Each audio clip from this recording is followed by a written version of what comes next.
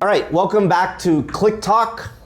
Baiju and Avi, IT experts. Today we're talking about mergers and acquisitions. We're going through various pain points or just kind of details that could make a merger or an acquisition non-harmonious. In our experience, to make mergers and acquisitions harmonious, bring us in early, help us plan, set clear governance, get both sides talking.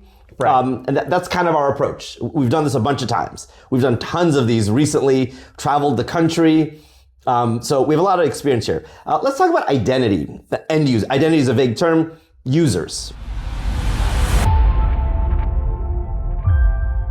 What are we seeing? What causes issues with identity kind of early? I mean, there's always, when you're acquiring somebody, I think just, do we keep their email address? Do you adopt the parent company's email address? I mean, that's probably the biggest first decision companies have to make.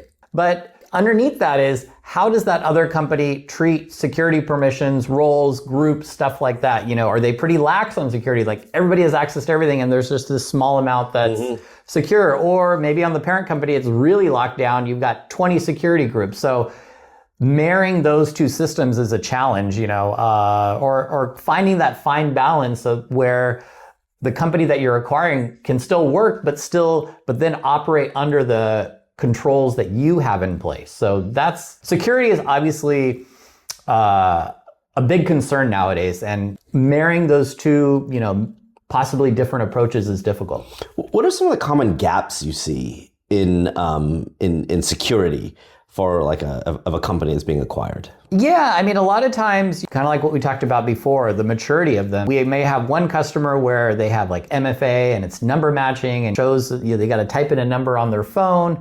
And then the other one might just be text message or something relatively less secure. So, that's kind of an easy example of one company might be very mature and one company is a lot less mature. Figuring out how to balance those, because if they come into our tenant, everybody's going to have to have this higher end security. So it's a challenge there. Yeah, I mean, that's the reconciling. That was my next thing I want to talk about. I was like, how do we reconcile different tools? Right.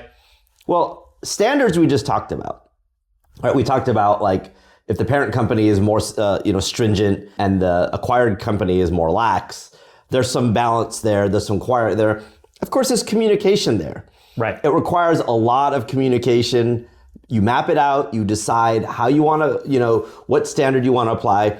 You give end users plenty of warning that this is coming. If you don't communicate it, recipe for disaster. What about tools though? Yeah, tools is another challenge. A lot of times we might be using one antivirus, they may be using another one. They might be under contract. They may be, their stuff is being managed by a third party security operations center.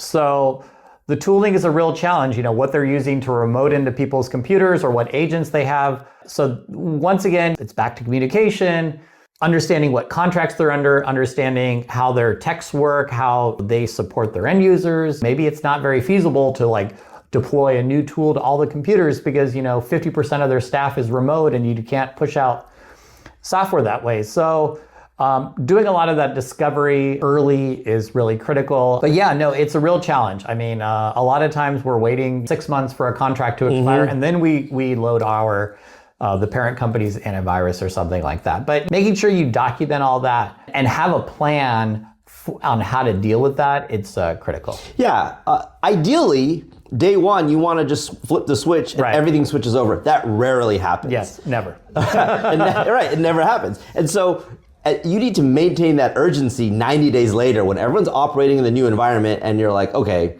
the RMM expired, we're going to push out a new RMM, 3 months later. Or the antivirus or the EDR expired, we're going to move from, CrowdStrike to X0 or whatever it may be. What kind of project planning do you bring to what can be addressed on day one and then what needs to be addressed day 60, 90, 30?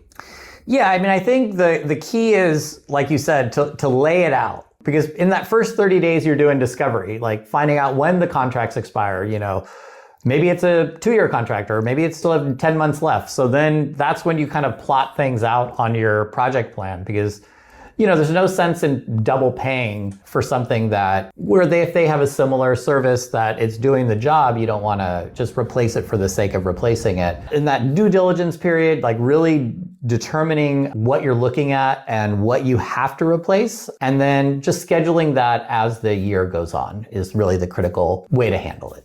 Great. Okay, so that was broadly talking about identity, access, and security. We're going to talk about compliance coming up. We're going to talk about data applications. Yeah, we'll talk about that coming up too. So stay tuned. Again, if this is interesting, like, comment, subscribe. If you have thoughts, put them in the comments. We're happy to respond to them. If you have a question about licenses or switching over or any of these things, you can email us, you can call us. We're readily accessible. We're happy to help. We're happy to assist.